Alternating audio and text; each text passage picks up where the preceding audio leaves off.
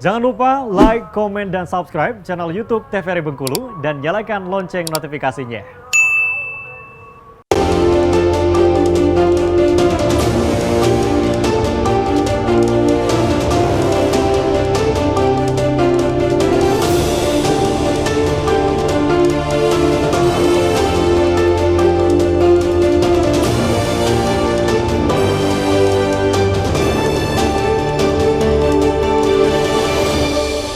Ya pemirsa, Anda kembali menyaksikan Brendo TVRI Bengkulu edisi hari ini dengan tema seni lukis abstrak. Dan tentunya kita masih bersama dengan kedua narasumber kita, ada Pak Romi dan juga Pak Riswanto. Nah, saya coba mewakili kaum awam nih Pak, dan juga pemirsa di rumah, termasuk diri saya sendiri, sebetulnya berkaitan dengan penilaian terhadap seni lukis abstrak ini sendiri Pak. Karena sulit sekali untuk menilaikan ini lebih bagus, ini lebih bagus. Nah, faktor apa yang membuat karya seni lukis abstrak ini dia lebih bernilai daripada dengan yang lain? Seperti apa Pak? Ya.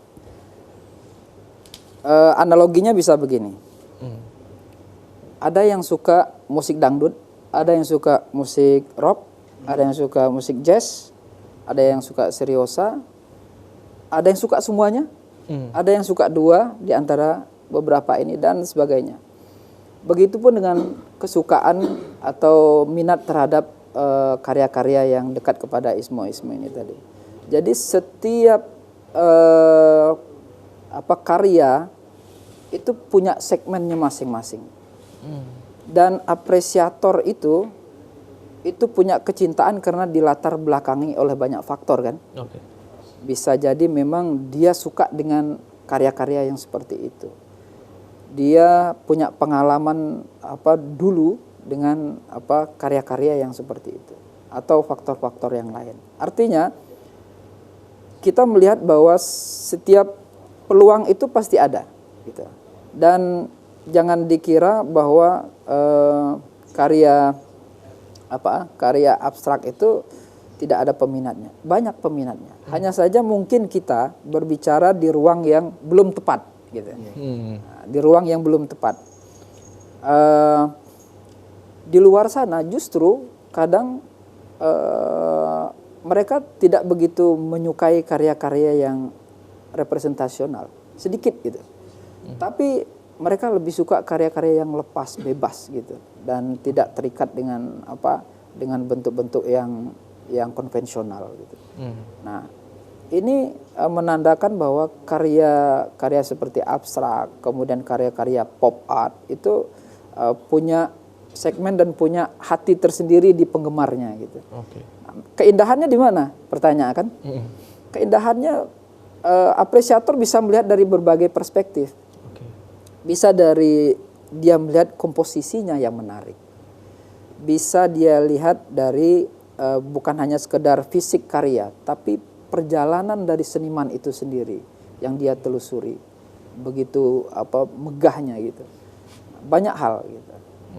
Oke, jadi kalau saya coba analogikan terhadap satu yang saya mengerti nih, misal sepatu nih kan, ada satu sepatu yang sangat dikenal sekali, sepatu Air Jordan dari tahun 80-an sampai sekarang masih sangat hype. Orang tidak lagi membeli desainnya sebetulnya, tapi orang membeli historinya di sana. Ada histori yang dalam sekali, kemudian ini dipakai pertama kali Jordan juara dan lain sebagainya. Nah, faktor ini di dalam seni lukis abstrak, faktor histori atau filosofi tadi yang lebih berpengaruh, atau kecintaan dan hobi seseorang tadi terhadap fisiknya yang di Pak Riswanto mungkin. Bisa jadi dua-duanya. Okay. Bisa jadi salah satunya juga. Ada yang mengutamakan, ini sejarahnya gitu. Artinya lukisan itu dibuat oleh siapa, orangnya bagaimana. Jadi kalau pelukisnya itu adalah sudah terkenal, apalagi sudah meninggal, itu nilainya udah melejit dari lukisannya karena nggak bakal dibuat lagi. Gitu. Dan sulit untuk kita memverifikasi langsung ya Pak, ceritanya seperti apa. Nah, makanya orang akan mengawang-awang untuk menerjemahkannya sendiri. Berarti bisa saya simpulkan seperti ini Pak, nilai dari lukisan abstrak ini tergantung siapa yang buat sebenarnya. Gimana Pak tanggapannya? Begini. Kita berbicara nilai ya. Bicara nilai. Nilai materialnya nih Pak, nilai materialnya. Berbicara nilai, pertanyaan gini. Kenapa karya bisa mahal? Ya kan? Karya bisa mahal. Padahal cuman warna merah kemudian ada satu titik putih, gitu kan? Banyak faktor.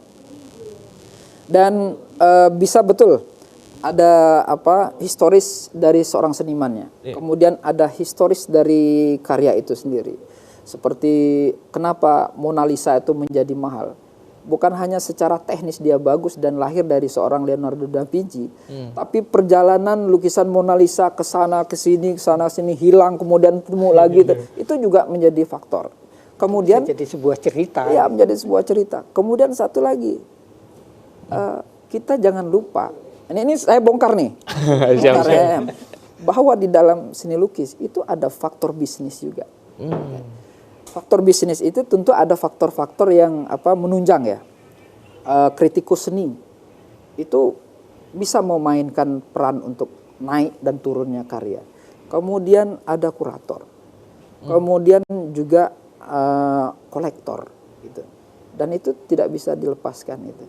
Maka memang seniman itu dia harus cakap, harus pintar, karyanya juga harus hebat, perjalanan hidupnya juga harus konsisten terhadap karya, proses berkeseniannya panjang, tidak instan. Kemudian dia bermain di ranah bisnis juga gitu. Tapi bisnis yang baik, jangan bisnis yang kotor gitu. Gak boleh kalau gitu ya Pak. Harus paham polanya lah ya Pak setidaknya. Karena kami di seni rupa itu memang ada sejarah kelam seni rupa juga. Ada dulu di tahun 2000 atau berapa itu istilahnya goreng-menggoreng di dalam seni rupa di Jogja. Tapi itu saling berebut pasar ada pengkondisian ya, pengkondisian yang tidak normal tapi efeknya juga gitu. Tapi penting juga untuk dipahami bagi seorang pelukis gitu ya Pak, untuk harus dipahami juga. Minimal mengetahui pola pasarnya seperti apa gitu. Betul. Oke, untuk supaya seni ini jadi juga bernilai secara material itu ya Pak.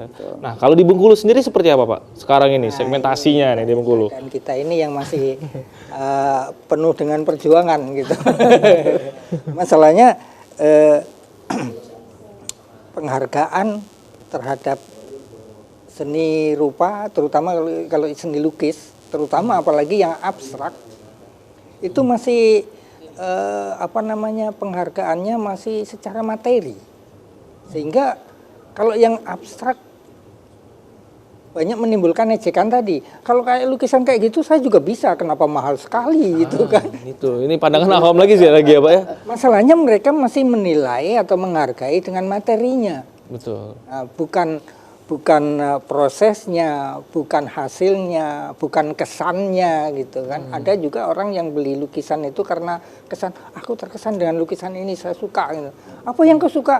Entah, pokoknya saya suka aja gitu. Iya. Banyak juga yang mengatakan seperti ini Pak, oh ini bahan catnya berapa ini harganya kok dijual mahal. Hitungannya bahan ya? Hitungannya bahan. Itu tadi, dia menilai masih sebatas materi gitu. Itu penghargaan itu masih kurang sehingga perjalanan kita masih perlu perjuangan yang banyak gitu kan. Bahwasannya mungkin masih sempit nih Pak. Jadi mengibarkan sebuah karya seni itu sama seperti jual makanan gitu kan. Oh ini jual makanan modalnya sekian, selisihnya sekian. Padahal lebih dari itu ya Pak ya. Lebih dari itu. Karena pada kondisi masyarakat yang yang taraf ekonominya sudah di atas rata-rata, maka nilai prestis itu menjadi tinggi gitu. Jadi mereka tidak lagi berkutat di materi kendaraan atau rumah tapi koleksi barang-barang seni. Nah, itu menjadi barometer gitu. Oke, kalau kita di Indonesia terkhususnya di Bengkulu nih Pak, karena saya juga mengikuti beberapa bukan di bidang kesenian ya Pak, tapi di beberapa bidang olahraga dan lain sebagainya. Itu banyak sekali yang orang memperdalam karena suka dengan historinya, suka dengan ceritanya, sehingga sesuatu produk yang dipasarkan itu jadi punya nilai material. Nah ini di Indonesia sendiri ini seperti apa Pak perkembangannya untuk dalam tanda kutip tadi yang kata Bapak goreng-menggoreng cerita sehingga pasar ini bisa melihat gitu dan menghargai. Udah banyak pengalamannya ini.